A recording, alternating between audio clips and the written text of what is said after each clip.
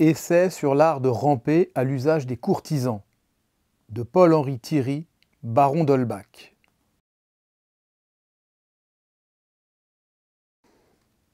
L'homme de cour est sans contredit la production la plus curieuse que montre l'espèce humaine. C'est un animal amphibie dans lequel tous les contrastes se trouvent communément rassemblés. Un philosophe danois compare le courtisan à la statue composée de matières très différentes que Nabuchodonosor vit en songe. La tête du courtisan est, dit-il, de verre. Ses cheveux sont d'or, ses mains sont de poix-résine, son corps est de plâtre, son cœur est moitié de fer et moitié de boue, ses pieds sont de paille, et son sang est composé d'eau et de vif argent. Il faut avouer qu'un animal si étrange est difficile à définir. Loin d'être connu des autres, il peut à peine se connaître lui-même. Cependant, il paraît que, tout bien considéré, on peut le ranger dans la classe des hommes, avec cette différence néanmoins que les hommes ordinaires n'ont qu'une âme, au lieu que l'homme de cour paraît sensiblement en avoir plusieurs. En effet, un courtisan est tantôt insolent et tantôt bas, tantôt de l'avarice la plus sordide et de l'avidité la plus insatiable, tantôt de la plus extrême prodigalité, tantôt de l'audace la plus décidée, tantôt de la plus honteuse lâcheté, tantôt de l'arrogance la plus impertinente et tantôt de la politesse la plus étudiée. En un mot, c'est un Protée, un Janus, ou plutôt un dieu de l'Inde qu'on représente avec 7 faces différentes. Quoi qu'il en soit, c'est pour ces animaux si rares que les nations paraissent faites. La Providence les destine à leur menu plaisir. Le souverain lui-même n'est que leur homme d'affaires. Quand il fait son devoir, il n'a d'autre emploi que de songer à contenter leurs besoins, à satisfaire leurs fantaisies. Trop heureux de travailler pour ces hommes nécessaires dont l'État ne peut se passer. Ce n'est que pour leur intérêt qu'un monarque doit lever des impôts, faire la paix ou la guerre, imaginer 1000 inventions ingénieuses pour tourmenter et soutirer ses peuples. En échange de ces soins, les courtisans reconnaissants payent le monarque en complaisance, en assiduité, en flatterie, en bassesse, et le talent de troquer contre ces grâces ces importantes marchandises est celui qui sans doute est le plus utile à la cour. Les philosophes, qui communément sont gens de mauvaise humeur, regardent à la vérité le métier de courtisan comme bas, comme infâme, comme celui d'un empoisonneur. Les peuples ingrats ne sentent point toute l'étendue des obligations qu'ils ont à ces grands généreux qui, pour soutenir leur souverain en belle humeur, se dévouent à l'ennui, se sacrifient à ses caprices, lui immolent continuellement leur honneur, leur probité, leur amour-propre, leur honte et leur remords. Ces imbéciles ne sentent donc point le prix de tous ces sacrifices ? Ils ne réfléchissent point à ce qu'il en doit coûter pour être un bon courtisan ? Quelque force d'esprit que l'on ait, quelque encuirassée que soit la conscience par l'habitude de mépriser la vertu et de fouler aux pieds la probité, les hommes ordinaires ont toujours infiniment de peine à étouffer dans leur cœur le cri de la raison. Il n'y a guère que le courtisan qui parvienne à réduire cette voix importune au silence. Lui seul est capable d'un aussi noble effort. Si nous examinons les choses sous ce point de vue, nous verrons que, de tous les arts, le plus difficile est celui de ramper. Cet art sublime est peut-être la plus merveilleuse conquête de l'esprit humain. La nature a mis dans le cœur de tous les hommes un amour-propre, un orgueil, une fierté qui sont, de toutes les dispositions, les plus pénibles à vaincre. L'âme se révolte contre tout ce qui tend à la déprimer. Elle réagit avec vigueur toutes les fois qu'on la blesse dans cet endroit sensible. Et si de bonne heure on ne contracte l'habitude de combattre, de comprimer, d'écraser ce puissant ressort, il devient impossible de le maîtriser. C'est à quoi le courtisan s'exerce dans l'enfance. Étude bien plus utile sans doute que toutes celles qu'on nous vante avec emphase et qui annoncent dans ceux qui ont acquis ainsi la faculté de subjuguer la nature une force dont très peu d'êtres se trouvent doués. C'est par ces efforts héroïques, Ses combats, ses victoires, qu'un habile courtisan se distingue et parvient à ce point d'insensibilité qui le mène au crédit, aux honneurs, à ces grandeurs qui font l'objet de l'envie de ses pareils et celui de l'admiration publique. Que l'on exalte encore, après cela, les sacrifices que la religion fait faire à ceux qui veulent gagner le ciel. Que l'on nous parle de la force d'âme de ces philosophes altiers qui prétendent mépriser tout ce que les hommes estiment. Les dévots et les sages n'ont pu vaincre l'amour-propre. L'orgueil semble très compatible avec la dévotion et la philosophie. C'est au seul courtisan qu'il est réservé de triompher de lui-même et de remporter une victoire complète sur les sentiments de son cœur. Un parfait courtisan est sans contredit le plus étonnant de tous les hommes. Ne nous parlez plus de l'abnégation des dévots pour la divinité.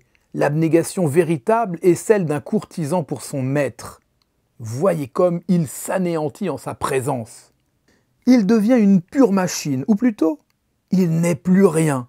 Il attend de lui son être. Il cherche à démêler dans ses traits ceux qu'il doit avoir lui-même. Il est comme une cire molle, prête à recevoir toutes les impressions qu'on voudra lui donner. Il est quelques mortels qui ont de la laideur dans l'esprit, un défaut de souplesse dans l'échine, un manque de flexibilité dans la nuque du cou. Cette organisation malheureuse les empêche de se perfectionner dans l'art de ramper et les rend incapables de s'avancer à la cour. Les serpents et les reptiles parviennent au haut des montagnes et des rochers, tandis que le cheval le plus fougueux ne peut jamais s'y guinder. La cour n'est point faite pour ces personnages altiers, inflexibles, qui ne savent ni se prêter aux caprices, ni céder aux fantaisies, ni même, quand il en est besoin, approuver ou favoriser les crimes que la grandeur juge nécessaires au bien-être de l'État. Un bon courtisan ne doit jamais avoir d'avis. Il ne doit avoir que celui de son maître ou du ministre, et sa sagacité doit toujours le lui faire pressentir. Ce qui suppose une expérience consommée et une connaissance profonde du cœur humain. Un bon courtisan ne doit jamais avoir raison. Il ne lui est point permis d'avoir plus d'esprit que son maître ou que le distributeur de ses grâces. Il doit bien savoir que le souverain et l'homme en place ne peuvent jamais se tromper. Le courtisan bien élevé doit avoir l'estomac assez fort pour digérer tous les affronts que son maître veut bien lui faire. Il doit, dès la plus tendre enfance, apprendre à commander à sa physionomie, de peur qu'elle ne trahisse les mouvements secrets de son cœur ou ne décèle un dépit involontaire qu'une avanie pourrait y faire naître. Il faut, pour vivre à la cour, avoir un empire complet sur les muscles de son visage, afin de recevoir sans sourciller les dégoûts les plus sanglants. Un boudeur, un homme qui a de l'humeur ou de la susceptibilité ne saurait réussir. En effet, tous ceux qui ont le pouvoir en main prennent communément en fort mauvaise part que l'on sente les piqûres qu'ils ont la bonté de faire ou que l'on s'avise de s'en plaindre. Le courtisan, devant son maître, doit imiter ce jeune Spartiate que l'on fouettait pour avoir volé un renard, quoique durant l'opération, l'animal caché sous son manteau lui déchira le ventre, la douleur ne put lui arracher le moindre cri. Quel art, quel empire sur soi-même ne suppose pas cette dissimulation profonde qui forme le premier caractère du vrai courtisan? Il faut que sans cesse, sous les dehors de l'amitié, il sache endormir ses rivaux, montrer un visage ouvert, affectueux à ceux qu'il déteste le plus, embrasser avec tendresse l'ennemi qu'il voudrait étouffer. Il faut enfin que les mensonges les plus impudents ne produisent aucune altération sur son visage. Le grand art du courtisan, l'objet essentiel de son étude, est de se mettre au fait des passions et des vices de son maître, afin d'être à portée de le saisir par son faible. Il est pour lors assuré d'avoir la clé de son cœur. Aime-t-il les femmes? Il faut lui en procurer. Est-il dévot? Il faut le devenir ou se faire hypocrite. Est-il ombrageux? Il faut lui donner des soupçons contre tous ceux qui l'entourent. Est-il paresseux? Il ne faut jamais lui parler d'affaires. En un mot, il faut le servir à sa mode et surtout le flatter continuellement. Si c'est un sot, on ne risque rien à lui prodiguer les flatteries, même qu'il est le plus loin de mériter. Mais si par hasard il avait de l'esprit ou du bon sens, ce qui est assez rarement à craindre, il y aurait quelques ménagements à prendre.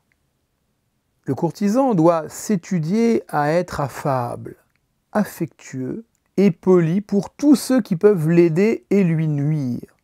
Il ne doit être haut que pour ceux dont il n'a pas besoin. Il doit savoir par cœur le tarif de tous ceux qu'il rencontre. Il doit saluer profondément la femme de chambre d'une dame en crédit, causer familièrement avec le Suisse ou le valet de chambre du ministre, caresser le chien du premier commis. Enfin, il ne lui est pas permis d'être distrait un instant. La vie du courtisan est une étude continuelle. Un véritable courtisan est tenu comme arlequin d'être l'ami de tout le monde, mais sans avoir la faiblesse de s'attacher à personne.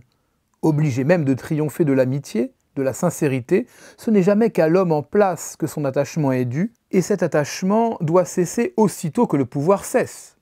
Il est indispensable de détester sur le champ quiconque a déplu au maître ou au favori en crédit.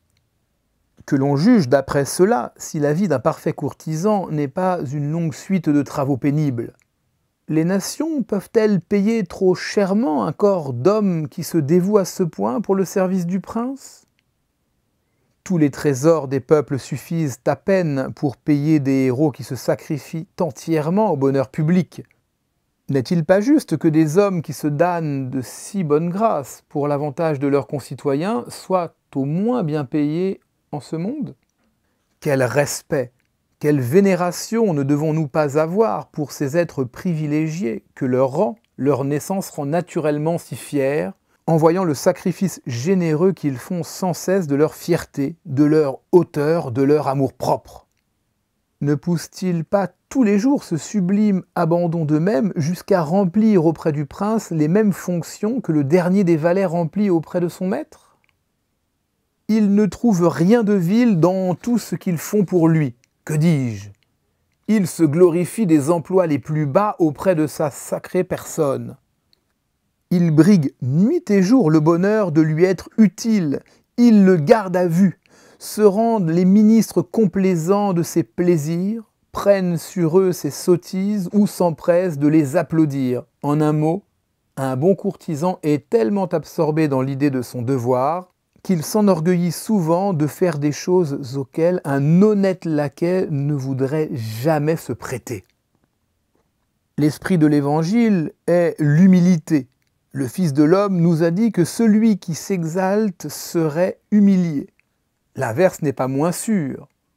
Et les gens de cour suivent le précepte à la lettre.